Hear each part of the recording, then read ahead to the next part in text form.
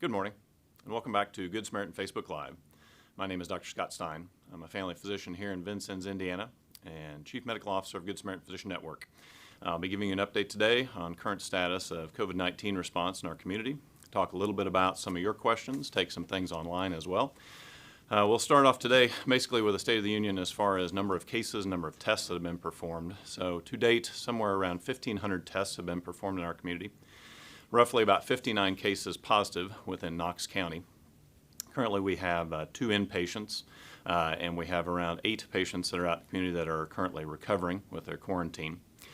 Good news is, if we look back as to what the course of things have been over the course of the past few weeks or so, we've talked a little bit about how we've seen a surge since the Memorial Day holiday. But the number of cases that we've had, although those have increased compared with where we started out over the course of the past 3 or 4 months or so, the majority of those cases have not been terribly ill. The majority of those have also been recovering at home with nothing more than supportive care. So one of the questions that I frequently get asked is we're seeing a resurgence or a larger number of cases over the course of the past few weeks compared with when we started. And why is that, and is that something to be concerned about? So the most important thing to keep in mind is if we look back over the course of the past few months or so, everything was locked down. We were all on shelter in place. There were very few businesses that were open, only essentials, and people were at that time very, very cognizant of wearing their masks, hand hygiene, and social distancing. Over the course of the past 3 or 4 weeks, what we have seen as we've gone through the stages of back on track Indiana, we've seen more businesses opening, more people going out into public, more social gatherings, and as a result of that, of course, we have seen more people that have potentially been exposed to or contracting the virus and spreading that around. Although the number of cases when we look across the nation have continued to rise and in Indiana have continued to have sort of a plateau effect, the good news is the number of deaths that we have seen from coronavirus, specifically in Indiana, and the number of hospitalizations continues to decrease. So one of the things that we watch very closely throughout the course of the response to this is how is the virus behaving? Something that Adam and I talked a little bit about last week was, is the virus becoming less virulent or more virulent as time passes? Is it becoming more infectious? Are we having more or less complications as a result of the infection? And probably the most important thing that we have seen is the number of hospitalizations and the number of deaths going down, despite the fact that the number of daily cases that we have seen remains about the same in Indiana. Now, of course, we all are exposed to the media and some of the hype associated with the most interesting news stories around the nation and the places that are having the most difficult time. And so it's important to realize, again, that with our local communities, in most cases, that is not necessarily reflective of what's happening here versus in other hotspots. The important factor in that is what the positivity rate is within your community. Ours still remains extremely low. When we look at those numbers of around 59 positive cases versus 1,500 total tests that have been performed, that still leaves us with a rate of less than 0.5%. And we're seeing that also in clinical practice. Again, not nearly as many people coming in with symptoms or concerned about COVID-19 as what they previously would have been when we started. And most importantly, not nearly as many patients that are gravely ill or having to be hospitalized. I get a question a lot of times as to where we go next. Well, obviously we've talked each week about the Back on Track plan, the stages that we have been progressing through, and we're currently in stage 4 and progressing through to stage 5. Many people have asked as we move on through the stages, are we going to get an early break? One of the things that happened over the course of the last 2 stages is a few days prior to the stage coming in place based on the plans, there was an early release of those restrictions. And do I think that that's going to happen this time? As of right now, I don't think that's probably going to happen. I think based on what we have seen the numbers doing in Indiana, I don't necessarily know that Governor Holcomb is going to make an early release on some of those restrictions. So let's talk a little bit about what stage 5 means. Stage 5 is kind of the final stage in the 5-step plan to get everything back to normal. Well, what is normal, and what is that going to mean when we reach stage 5? Well, most importantly, stage 5 means that business restrictions as far as limited capacity go to full capacity. This is for restaurants, this is for bars. Obviously, we have seen that those have been gradually ramping up over the course of the past few months or so. People have been going back to work in a normal fashion. People have continued to go out to restaurants, to their retail shops, but the capacity goes back up. Another thing that has changed or will change when we hit stage 5 is summer camps for kids. Overnights will be available for that as well. Restrictions on sporting events will also go away. Restrictions on water parks, playgrounds, and such also will be released and advance back up to what they were previously.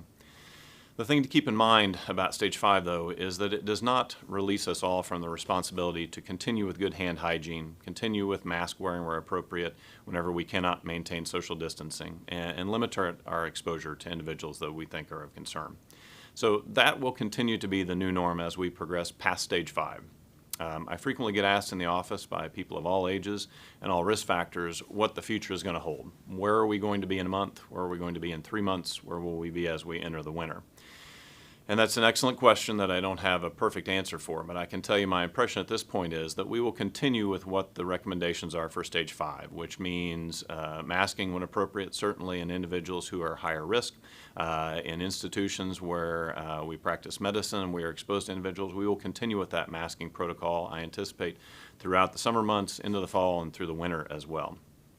Our populations in our community and surrounding areas that have risk factors, meaning chronic lung disease, diabetes, heart problems, renal problems, issues with the respiratory system or immune system problems, will likely continue this process throughout the fall, throughout the winter, and into next year. Not to be discouraging about this, but the importance is that we continue to watch and see what the evolution of the virus is, its infectivity, and how sick people get with it. The other question that I frequently get asked is, what's the status of the vaccine that is being developed? So ultimately, we've all been watching the news and what's happening with the clinical trials for the virus vaccine. The vaccine has been through an accelerated program, and we're eagerly anticipating what the results of those programs are going to be. However, I would encourage people to realize that typically these processes take a long time. Most of the time, from the time a vaccine is developed until it reaches market, it's anywhere from 7 to 25 years. So this accelerated process is something that we're watching very carefully. Not only do we want to make sure that whatever virus vaccine is being tested is safe, but also that it's effective. We certainly do not want to expose a bunch of people to a vaccine that's not necessarily going to be helpful. So that's the process that is being gone through right now through the typical FDA trials and phase 3 clinical trials, where these are going to be tested to determine whether it's going to be protective from infection from the virus. That current process is looking like it's going to be finished up hopefully towards the end of this year or by the beginning of next year. If that's the case, who will be receiving the vaccine? Well, ultimately, we believe that this will be similar to the times when we had influenza outbreaks in the past that were more severe. Our previous rules with influenza vaccine were, rather than vaccinating everybody, which is our current rule right now, is to recommend that those at highest risk be vaccinated first. So individuals who have compromised immune systems, difficulty with respiratory problems, diabetes, kidney problems, or heart disease, ultimately will be the first people that we want to get vaccinated. The thing that has been important as we have progressed through the response to COVID-19 has been, as we have continued to slow the progress of the disease, it has given us more time. As we talked about back in March, it's important to realize that what we knew then versus what we knew now is tremendously different. We know a lot more about the spread of the disease. We know a lot more about how effective the precautions as far as masking and hand washing have been. We also know that the spread of the disease is not as common on contact as far as surfaces and things such as that as what we did initially. And the other thing that time has given us is research on what treatments are best. And so if we look back over the course of the past few months or so, all the prospective things that were brought up as far as different medications for treatment of the disease, we have a lot more research on what populations should receive those treatments, what treatments are actually most effective, and then what antiviral agents seem to be on the forefront of what we'll be doing going forward from here. So as we progress along, again, we have more time. We talked a bit about before how important it was that this virus hit us in the spring rather than last fall. Had we been in a circumstance where this had come along in October or November of last year, everything would be markedly different. We would have had a tremendous increase in cases over the winter because of viral spread in winter months is typically worse. So we have basically had the best case scenario where this hit us in the spring, and we've had a response that's gone through the spring, in the summer, into the fall, and then ultimately into our next winter cycle.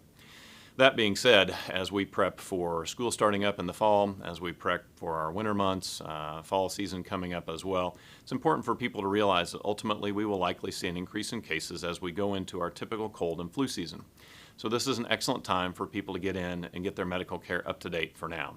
I've been telling all of my patients and our populations throughout Good Samaritan Physician Network that this is an excellent time to get in, get your health maintenance taken care of, get back in to see your physician or providers, and get up to date on the tests that you need to make sure that you're staying healthy. That is because as we go into the fall season and we see our normal spread of viral infections come around, I think that we're going to see some increase in lockdown as far as people being concerned about those viral infections being COVID-19. So realize that this is an excellent time to get up to date on those things. Likewise, as far as checking out children and adolescents for their usual well child visits, adolescent visits, or sports physicals in preparation for the fall season, this is an important time to get up to date on those as well. One thing that we talk about every week is testing. What testing is appropriate, what tests are available, what's the turnaround time on those tests. So first and most importantly, the antigen testing, which is the nasopharyngeal swab into the back of the nose and the back of the pharynx, is still primarily the best test that we know that's available as far as diagnosing the disease.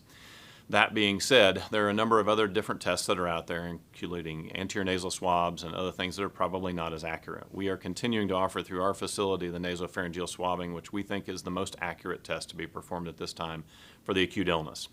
If you think you have COVID-19 type symptoms, it's important to contact our hotline through the hospital or to contact your primary provider's office or present to our convenient care clinic. Those are places where we can order the appropriate testing and also make sure that we are diagnosing what you have appropriately. Not all things that sound like COVID-19 or COVID-19. Obviously, as we've talked a bit about in the past, we've had a terrible allergy season going on this year and a number of people that have been suffering from the symptoms of that, which frequently can be very similar to the initial presenting symptoms of COVID-19. So the antigen testing is still being performed at our convenient care clinic. That is something where that can be ordered through your provider that you normally see. It is also something that can be a drive up, park, and call and be evaluated and swabbed there at the convenient care clinic. As we progress along, one of the other things that has changed significantly is the state site, which is a free site for testing for COVID-19, was shut down here in our community about 2 weeks ago, primarily because of a very low volume of cases and a low number of tests that were being performed. However, those sites are still available across the state. The two closest sites that we know of through Optimum are in Princeton and also in Terre Haute. That's still a process where you get online screened and then go to get tested in those facilities. Turnaround time for tests is also a frequent question as to how long it will take from the time that you get tested until results are gained. And usually for most people that's going to be anywhere from about 72 hours and a little bit longer depending upon what days of the week those tests are performed. We've had a relatively consistent turnaround time of our tests of about 3 to 4 days. It has been typical over the course of the past several weeks or so. The other test that we frequently get asked about is the antibody screening tests and what the usefulness of that is. Well, at this point in time, we're offering that antibody test, as are many facilities around the region. But keep in mind that those tests are really to look to see if you have antibodies to a previous infection. In many cases, there's not a great deal of utility as to performing that test because the testing itself really only tells us about previous infection, whether you had symptoms or not. It tells us that you have developed antibodies to that. Initially, that was probably most valuable in people donating plasma to say that they were going to do a blood plasma donation to help somebody else who potentially had the infection. That process could then be performed to confirm that immunity. However, what we do not know about the antibody testing is, does that immunity last? If you get tested and you find out that you have antibodies to COVID-19, is that something that is going to last for weeks, months, years, or for your life? At this point in time, we do not have the answer to that question. So as we go over the course of the next several months or so, that will be something that will be investigated by researchers around the globe to determine what the utility of that antibody testing has been. Now, one of the things that we spoke a little bit about last week was the IU School of Medicine Fairbanks School of Public Health study that came out. And again, it confirmed what we had learned from the first phase of that study, was that nearly half of people who test positive were asymptomatic for the disease. Now, that's great in one sense, in the fact that many people will contract this illness, never have any symptoms whatsoever, never need any treatment, and carry on as if they never had any infection at all. The problem with that statistic, however, is of course the fact that we have half of the people out there that are positive that are going around not knowing if they are potentially spreading the virus. And that is the reason for continued masking and social distancing. So as we hit stage 5 of the Back on Track Indiana plan, it's important to realize that if you're in a situation where you cannot maintain social distancing, it's still a good idea to continue to mask. Within our facility, we continue to do universal masking in many operations around our community and around our region.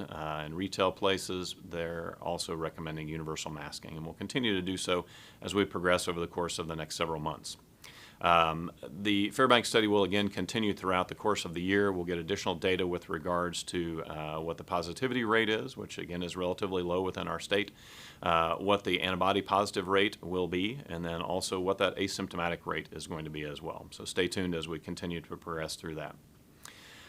Many people have also asked as far as travel. There are a lot of things going on as far as travel, summer vacation plans, and so forth.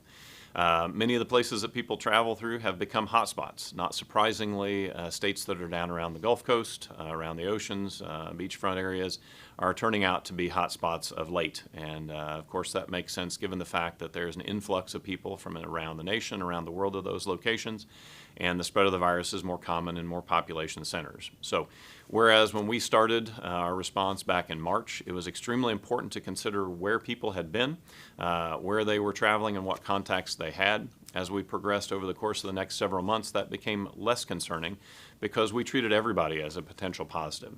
Then over the course of the next month or so after that, it became again important to determine what travel and what contacts people had been around.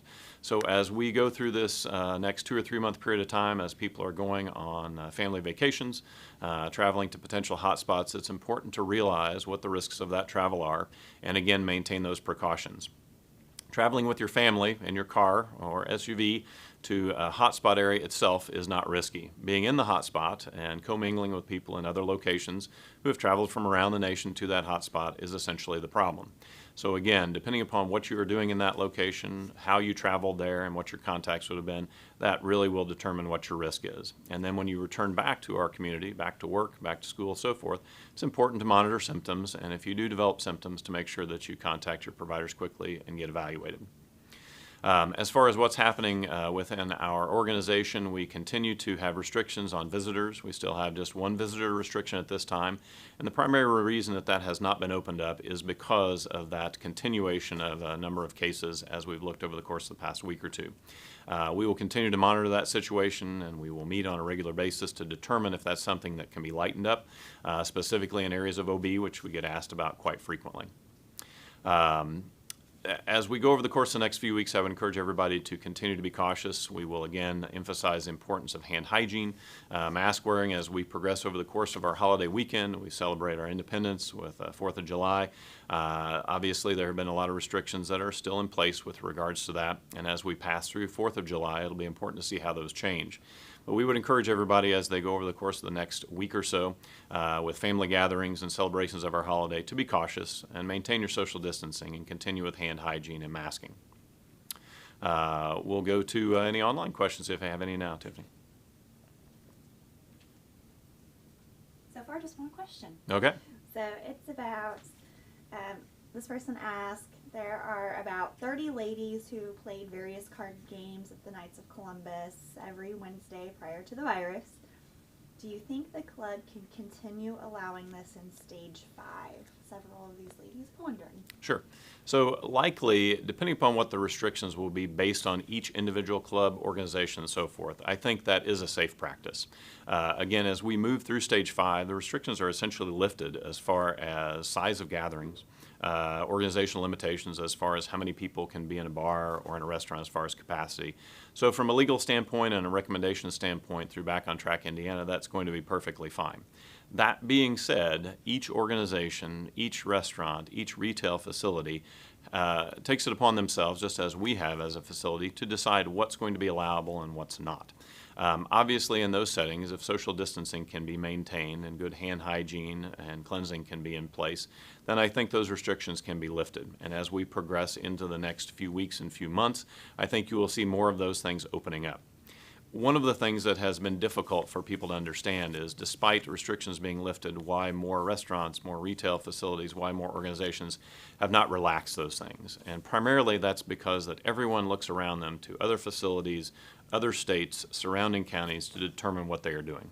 Nobody really wants to be the first person that opens up and has an outbreak of cases in their facility, in their restaurant, in their nursing home, in their hospital, or in their jail. And so it's important to realize that a lot of the restrictions that are being kept in place is concern about that. As we progress and as things soften over the course of the next several weeks and going into the next several months, I think you will see everybody testing that a little bit. That being said, it's each individual's responsibility to make sure that they are maintaining their social distancing, hand hygiene, and then of course restricting their activities if they have any symptoms at all. So I think that that will be safe. I think those type of activities will continue to open up, but don't be frustrated if facilities like that and others similar will be continuing to be kind of cautious about that. It's not necessarily that the restrictions haven't been lifted from a local level or regional level, but they just want to be very cautious they don't put you in harm's way. Any other online questions? That's it. Okay. Thank you very much for joining us this week. We'll be back with you next week for another episode of Good Samaritan Facebook Live.